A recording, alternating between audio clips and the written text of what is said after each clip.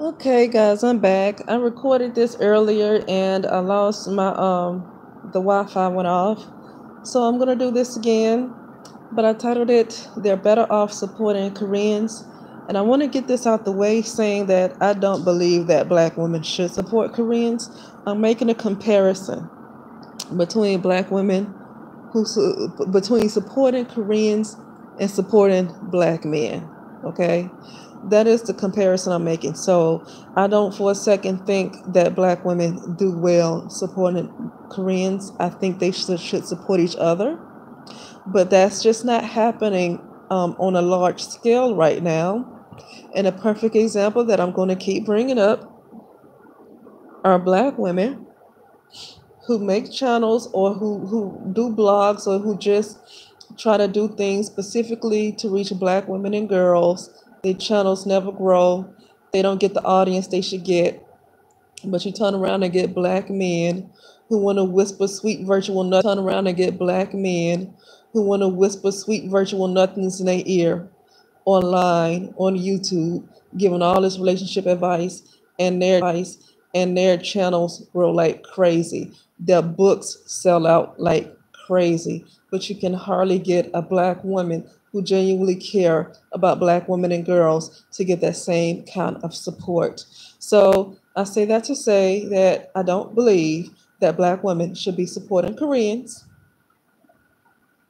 at all, but I'm just making a comparison that supporting black men are worse for black women than supporting Koreans. So I'm just making a comparison between shopping at the Korean stores because people always want to talk about how black women give their money to Koreans to for their families to do well and for them to send money off to their children to do well and for them to send money off to their children to go off to college.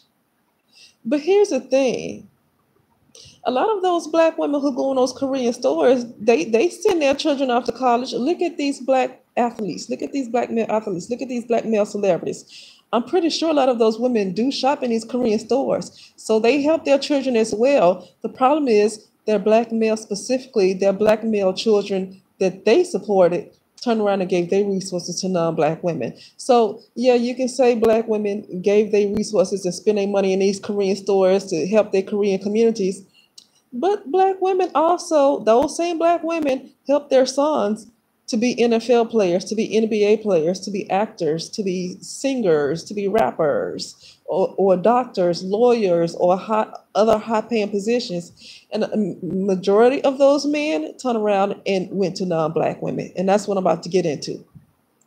So, what I was saying, and my internet was disconnected, is that um, just compare. This is not about emotions and saying, well, I don't think black women should be buying weave, and I don't think black women. This is not about emotions and how you feel, or how people feel.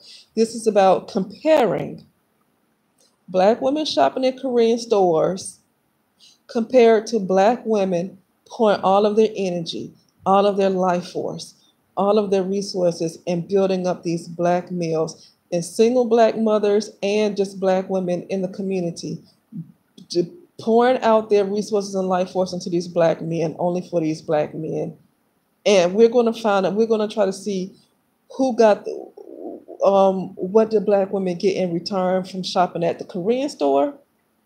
What did black women get in return from pouring all of their life force into these black males?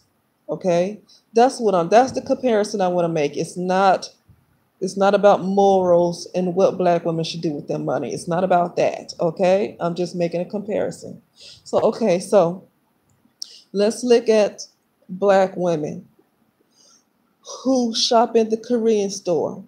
Okay, have you ever seen a black woman go into a Korean store, give the Koreans all their money, and walk out with nothing in their hands? Have you ever seen that before? No, right? They walk out with a product, and 9 times out of 10, they are satisfied with the product they have, right? Regardless of whether these Koreans are racist, follow them around the store, I don't know, whatever you want to say. They walk in with an idea, whether it's Malaysian hair, whether it's yucky hair, whether it's shampoo, whatever it is. They walk in with an idea of what they want. They spend their money. They come out that store with the product, right? That most likely they are satisfied with, even if they don't like the customer service as much. Most likely they are satisfied with that product, right? So now we're going to look at black men. Now we're going to look at how a lot of these black celebrities, these black male athletes, these actors, these black males in very successful positions in the world, how a lot of them, even though some of them come from two-parent households, some of them may come from stable households, a good number of these black males do come from single mothers, right? Where single mothers did raise them, even if the father might have popped in every once in a while. For the most part, they were mostly influenced by their mother. Okay. I have a perfect example of how my sister is grooming her son right now to be an NFL player. And this guy is already excited about getting with white women. Why? It's not because black women are doing him wrong. Those, well, not black women, but black girls, because he ain't grown yet. It's not because black girls are doing him wrong, right? Black girls slobber over him. I say the word slobber. I'm a little country. They salivate over this. He's an athlete. He's popular, like in high school, the popular football player. So he ain't having no problem with no black girls. They salivate over him. They give him money. They bring him food. They drive him around, which is probably why they're not valued, because they do nothing to make him work. Okay. But the point I'm saying is they can lie and say they having problems with these black girls all they want to, but no, it's just like some kind of code that these guys have. Once the whole community and they single mothers help them to groom them to be these NFL players, these NBA players, and these stars and these celebrities. It's like this code that they have to go to a non-black woman, that the black woman is not going to work for them. It's just the code, it seemed like, right? And so what I'm saying is that look at the difference. And what do black women get? They go into these Korean stores, they give their money to these Koreans, but they come out with something in their hands.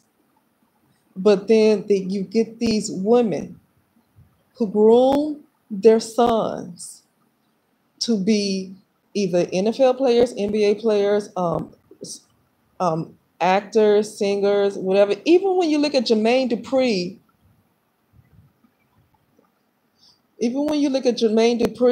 I forget this show that he has on VH1. You see a lot of mothers, a lot of these mothers with their sons, grooming them to be rap artists, right? Grooming them to be successful, grooming them.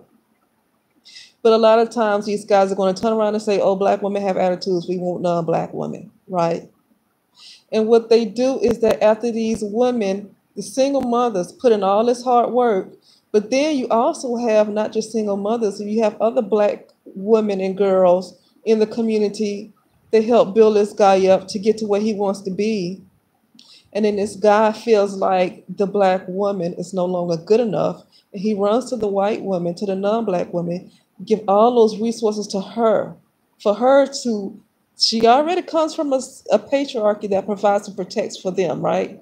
But then these black guys, after these black mothers put in all this hard work, and black women who support these guys, because it's not just black single mothers, they turn around and give those resources to these non-black women who already come from a patriarchy that supplies everything they need.